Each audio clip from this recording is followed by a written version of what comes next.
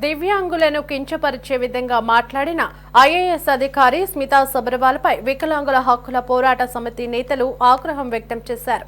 దివ్యాంగుల చట్టం 2016 ప్రకారం ఆమెపై చర్యలు తీసుకోవాలని గుంటూరు జిల్లా ఎస్పీ సతీష్ కుమార్ ను కలిసి ఫిర్యాదు చేశారు.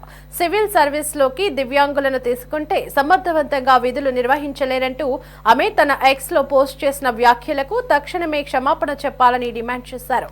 తెలంగాణ ముఖ్యమంత్రి రేవంత్ రెడ్డి తక్షణమే ఆమెను సస్పెండ్ చేయాలని డిమాండ్ చేశారు. అప్పటి వరకు తమ పోరాటం ఆగదని హెచ్చరించారు. బాధించింది వెంటనే ఆమె ఉపసంహరించుకొని దేశంలో ఉన్న దివ్యాంగులందరికీ కూడా సారీ చెప్పాలి.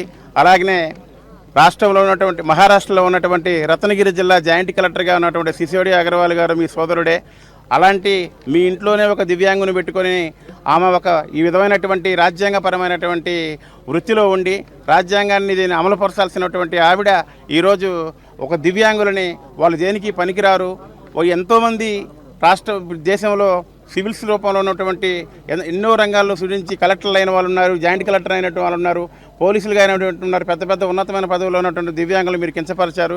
తక్షణమే మా రాష్ట్ర ముఖ్యమంత్రి అయినటువంటి రేవంత్ రెడ్డి గారికి కూడా మేమందరం కూడా ఆంధ్రప్రదేశ్ దివ్యాంగుల తరపున మేమందరం కూడా విన్నవించుకుంటున్నాం. వెంటనే మేడం గారి మీద తగిన చర్యలు తీసుకోవాల్సిందిగా మేమందరం